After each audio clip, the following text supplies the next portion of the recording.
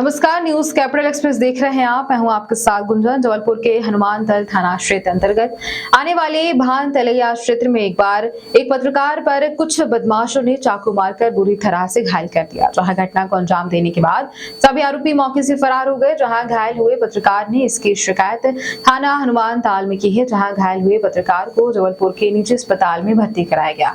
जहां घायल हुए पत्रकार नील तिवारी ने जानकारी देते हुए बताया कि स्वयं चौरसिया परिवार के कुछ लोगों के द्वारा उन पर चाकू से हमला कर बुरी तरह से घायल कर दिया गया। एक वो कर लो, एक वो कर लो, दो नंबर है ना वही हमने कहाँ कहा ये तो हमने बोला ही नहीं। तो हमारे पूरे साथियों को इनवाइट करना।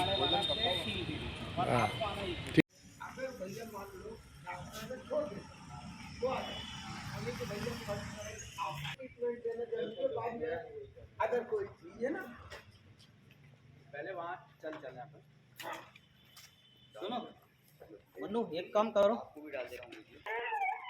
चाकू है भैया ठीक है इनको पहले ले जाओ इलाज कर भैया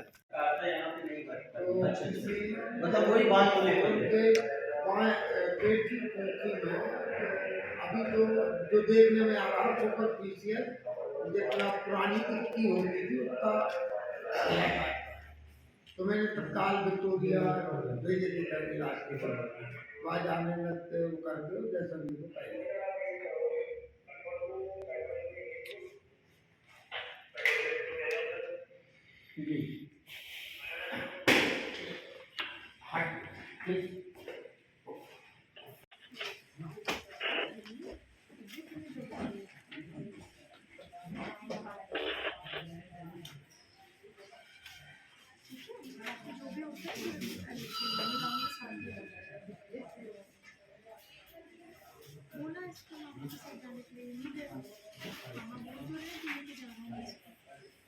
स्टैंड में काम करते हैं वो साइकिल स्टैंड के लिए एक बार इन और आउट के कारण बहस हुई थी। हम अपने परिवार को लेके ड्रॉप इन ड्रॉप आउट में जा रहे थे जहाँ किराया नहीं लगता, उसके कारण उसने बहस की। उसके बाद ये नाटी बाबू सोनकर के गजेंद्र सोनकर वगैरह के लड़कों के साथ रहते हैं तो बदमाश समझते हैं अपने आप को। हमको 2 बार धमकी दी इनने।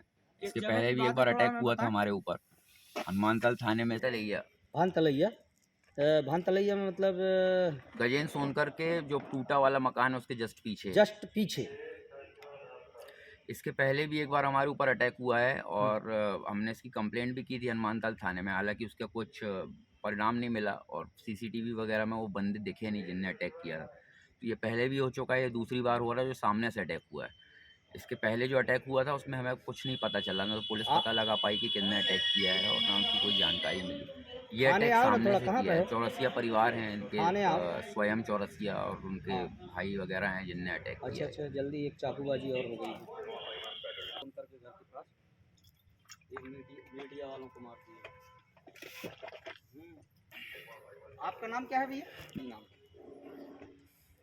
कोई चौरसिया नाम बता रहे हैं चौरसिया के। लेकिन अभी जो हुआ है ये अटैक प्रत्यक्ष रूप से हुआ है। इसके पहले भी मेरे ऊपर एक अटैक हो चुका है जिसमें मेरा कैमरा भी टूटा था, मेरे को काफ़ी चोटें लगी थी। सभी अखबारों में ये खबर भी छपी थी पत्रकार पे हमला हुआ।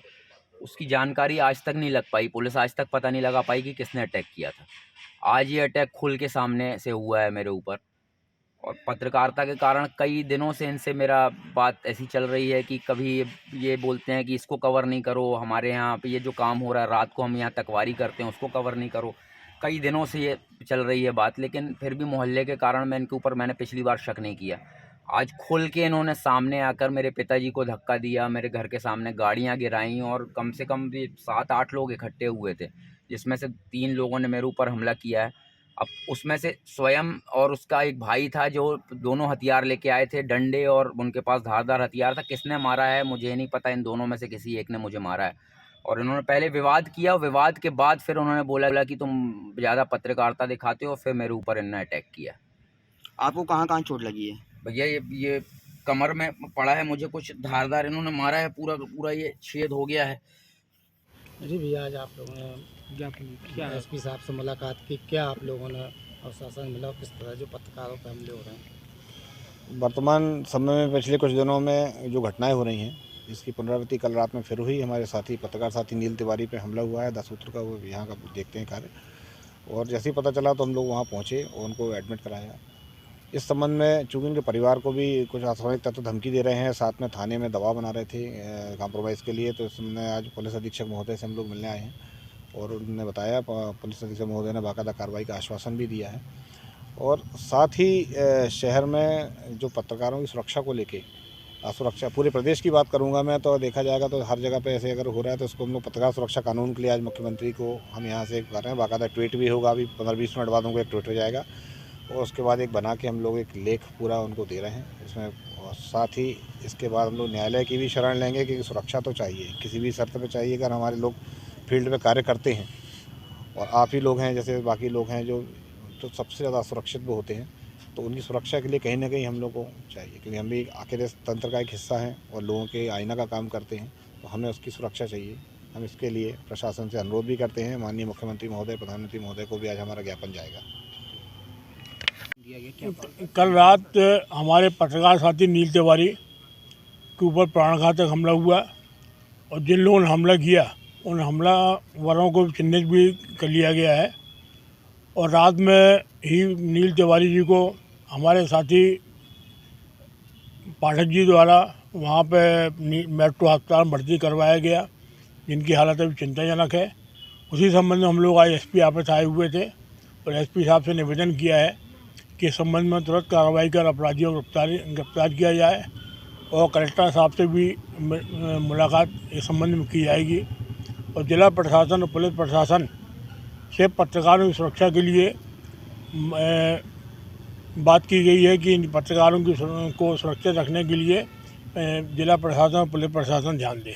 पत्रकारों पर इस तरह के आए दिन हमले हो रहे हैं, इसके लिए प्रयास आप लोग कर रहे हैं, कब से कर रहे हैं और इसके लिए क्यों नहीं ये प्रशासन जाग रहा है?